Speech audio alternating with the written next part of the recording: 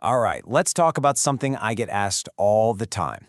After you've had a great run in the markets, is it time to quit your job and go into trading full-time? The answer? Well, it's probably not what you think. I mean, does this sound familiar? It's the classic siren song of a bull market, right? Your portfolio is suddenly making more than your salary, and that little voice in your head starts whispering, hey, if I just had more time to focus on this, imagine what I could really do. It's a powerful thought and a very, very common one. I'm just going to rip the Band-Aid off right now. That entire line of thinking is fundamentally flawed. In fact, I can almost guarantee that the second you go full-time, everything changes. The strategies that were working like magic, they'll suddenly stop, and the game will feel a million times harder. Let's be totally honest with ourselves here. The real reason most people want to do this, it's not actually about earning more money. It's about escaping the 9-to-5 grind. But here's the problem. When you use trading as your escape hatch, you're building your entire financial life on a foundation of unbelievable pressure. And that, my friends, is a trap. Now, just so we're crystal clear, when I say full-time trader, I'm not talking about a professional fund manager. Those guys have a safety net. They earn management fees, they get bonuses. No, I'm talking about the solo retail trader. Just you, your own capital, and no other income stream. And here's the harsh reality check from history. You can look back as far as you want. You will not find a single, solitary example of a solo retail trader who achieved sustained, long-term success without some kind of consistent cash flow coming in from the outside. So the real question you have to ask yourself is, do you really think you're going to be the first one to break the rule? So why? Why is this rule so absolute? Well, it really boils down to two simple, completely unavoidable pressures that will absolutely crush even the most brilliant trader if they don't have that outside income. So what are they? First, life just gets in the way and forces you to make bad decisions. And second, your mistakes, which, by the way, are going to happen, they get magnified to a catastrophic level. Let's dig into both of these. Reason number one is just brutally simple. You have to live. The bills don't magically stop coming just because you quit your job. The rent or the mortgage is still due every single month. Your car will break down, you still need to buy food. So, without a paycheck, where does that money come from? It has to come out of your portfolio. And the very moment you are forced to sell an asset, not because it's a good time to sell, but because you need cash to pay a bill, you've lost. You've completely lost control. Your grand strategy is out the window. You're not trading the market anymore. You're just being dragged around by your monthly expenses.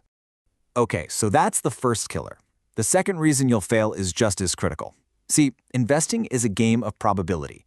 Nobody is right 100% of the time. You are going to be wrong. When you have a job, a mistake is a learning opportunity. When you don't, it can be game over. This brings us to a super important concept called fault tolerance. Just think of it as your margin of error. It's your ability to take a hit and not get knocked out. Without new cash coming in from a job to fix your mistakes, like buying more of a great company when it dips, your fault tolerance is basically zero. A couple of bad calls and you're suddenly facing total ruin. I mean, just look at the difference here. It's like two completely different worlds. With that external cash flow, your fault tolerance is high. You can dollar cost average into a dip. Mistakes become lessons. But without it, your fault tolerance is razor thin.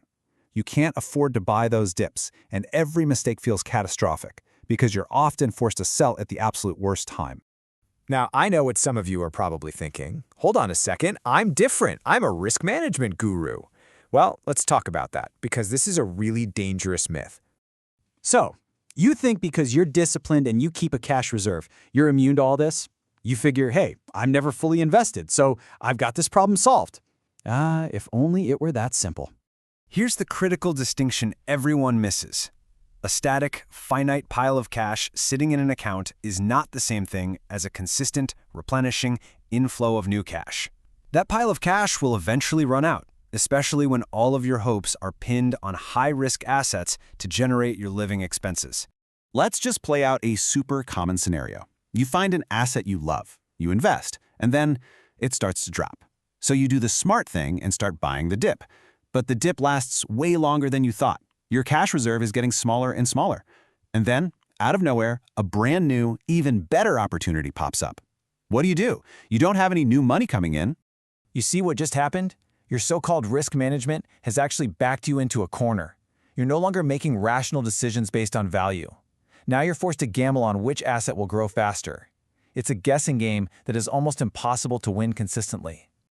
So, if that's the trap, what's the answer? This all leads to a really powerful and kind of counterintuitive conclusion about what actually drives success in the market. And believe me, it's not what most people think it is. Here it is. This is the paradox. The investors that we all look up to as geniuses are almost always the ones with massive, abundant cash flow. Their skills seem superior, but the reality is they're playing the game on a lower difficulty setting. Their high fault tolerance lets them fix their mistakes and wait out any storm. Think of it like this. It's a great analogy. Your trading skill, that's your fighting technique. And yeah, it matters. But your external cash flow, that is your underlying physical strength. And without that raw strength, the most beautiful technique in the world is basically useless. To really drive this home, let's just do a quick thought experiment. Imagine that I gave you $150,000, fresh cash, not just once, but every single day. Now with that constant river of capital, you could invest with literally zero skill. You could throw darts at a list of stocks. And I'm telling you, you would still outperform 99% of the so-called experts out there. So the big question is, why? How is that possible? The answer is 2 words: infinite fault tolerance. You can make a horrible mistake every single day, and it wouldn't even matter, because tomorrow a fresh wave of capital shows up to completely erase that error. That is the ultimate unbeatable advantage in this game. So, I'll leave you with this one question to think about. That recent success you've had, is it really built on repeatable skill? Or is it maybe just built on the good luck of not having made a catastrophic mistake? Yet. Really think about that. Smash like and subscribe.